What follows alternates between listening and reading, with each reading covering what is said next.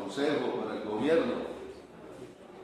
Son de los debates, como lo decía la doctora Nelly, pues no generan muchos ambientes y tensiones en el Consejo de la Ciudad, porque no se habla como de recursos, ¿no?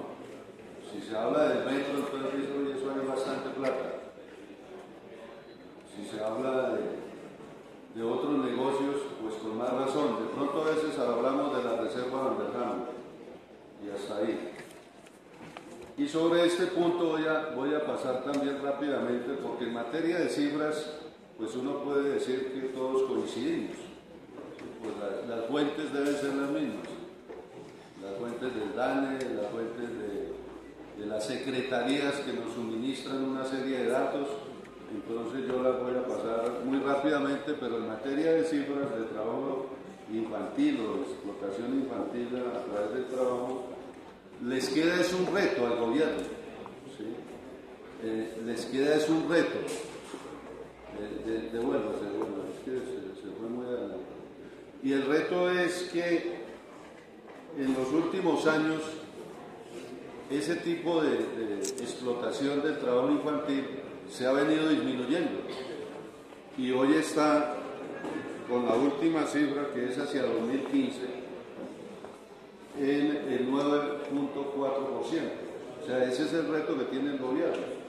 Si se bajó del 2011 de 15.1% a 9.4% en el 2015, les queda al gobierno una importante tarea. Yo mirando las metas que ustedes quieren desarrollar, me parece que estarían no por debajo de este indicativo, sino por encima. Entonces yo les solicito que lo revisen, ¿sí? Que lo revisen. Saltamos a la otra.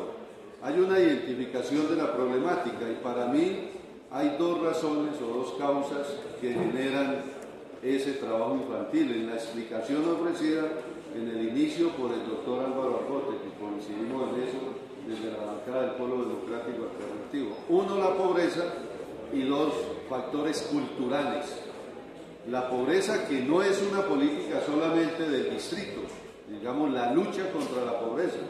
Esa es una prioridad que debe estar en todos los gobiernos. Lo que pasa es que no se atiende de la mejor manera, aunque Bogotá también en los últimos gobiernos, reconocido por el director nacional de planeación, ha disminuido la pobreza. También es otro reto. Son retos voluminosos, no es cualquier reto. Ahí están, digamos, los dos factores que pueden ayudar a identificar el trabajo infantil y unas consecuencias de carácter psicológico, de carácter físico, de carácter económico y de carácter social. Es decir, un niño o una familia que tiene a su servicio a un niño o a una niña en edades comprendidas entre los 5 y los 17 años, 11 meses, para que ayude a desarrollar su economía, pues va a tener consecuencias individuales, marcadas desde la psicología, desde la actitud física, problemas económicos y problemas sociales, porque abandonan atenciones de recreación, abandonan atenciones obligatorias desde el Estado y desde la política de derechos en materia de salud, en materia de educación, principalmente, que son las cuatro atenciones al lado de la política alimentaria que deben estar siempre al servicio en política de derechos de la niñez colombiana, de la niñez bogotana y de la niñez del mundo. ¿Sí? Un niño debe estar ahí ocupado en la alimentación, en la recreación, en la educación y en la salud, y no haciendo otras actividades en la ciudad. Quiero tocar dos puntos muy rápidos para culminar. Hicimos una visita a los centros Amara, al de Bosa y al de Kennedy, Corabastos, para hacer una referencia, quiénes están allí, quiénes son los que atienden, a qué van, ¿cierto? Y lo que me llama la atención es que allí hay una política, o un programa más que una política, de un refuerzo escolar, ¿sí? Cualquiera debe decir, eso está bien, ¿cierto? Pero el refuerzo escolar no puede reemplazar a la escuela y al colegio. No lo puede reemplazar, no lo debe reemplazar. ¿Eso qué significa? Que si hay niños allí con refuerzo escolar, la obligación del Estado es sacarlos de ahí para llevarlos a la escuela o al colegio público, o si es privado en las políticas del distrito, pues vaya y venga. Pero tienen que estar allí, en ese no refuerzo, sino en una política permanente, adecuada, de educación hacia esos niños que están por un año, porque esos son programas anuales y que se dediquen entonces al estudio.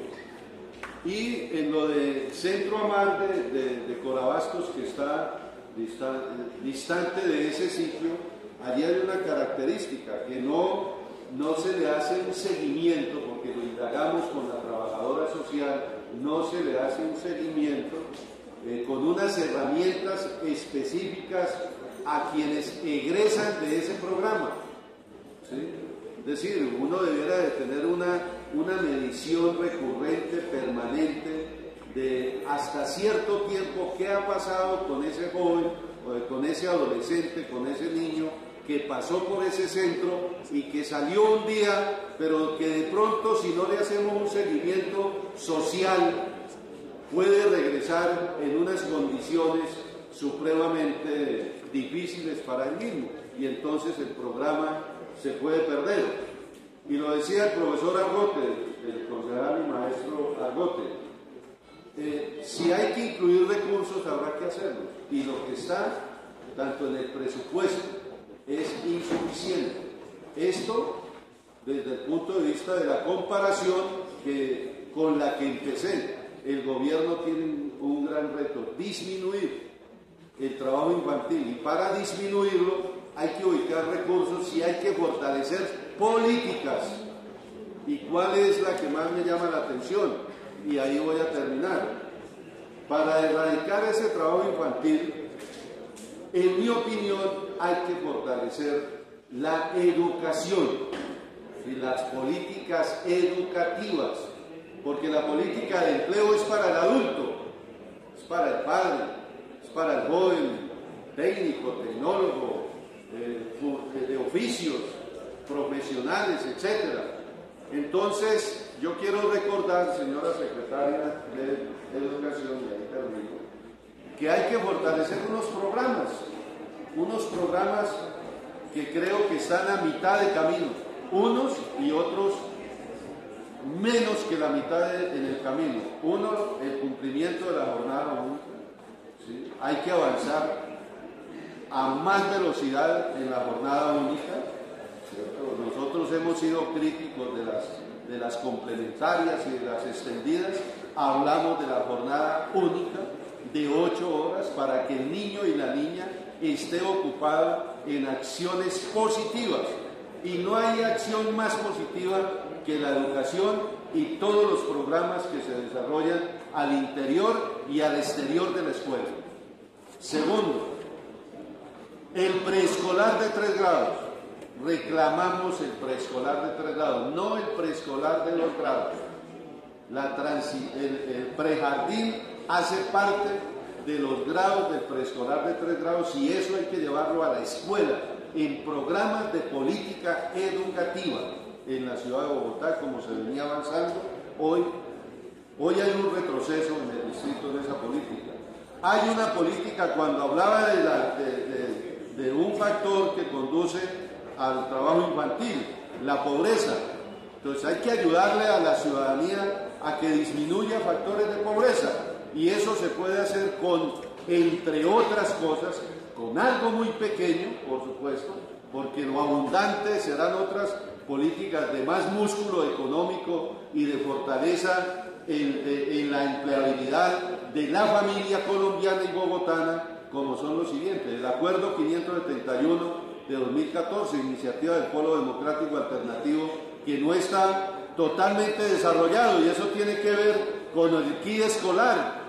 Y el kit escolar, si la escuela se lo ofrece, si el Estado se lo ofrece, pues la pobreza o el gasto disminuye en la familia de menores recursos económicos. Y ese es un acuerdo para que se cumpla, no para que esté ahí. Yo sé que para este año se entregaron aproximadamente 27.000 kits escolares, pero es una población de 890.000 estudiantes. También sabemos que es de manera progresiva, pero creo que ahí vamos muy lentos. Y el acuerdo 615 de la tarifa estudiantil en el sistema integrado de transporte público, es un acuerdo también de la bancada del Polo Democrático, el 615 del año 2015, y no ha tenido ningún desarrollo.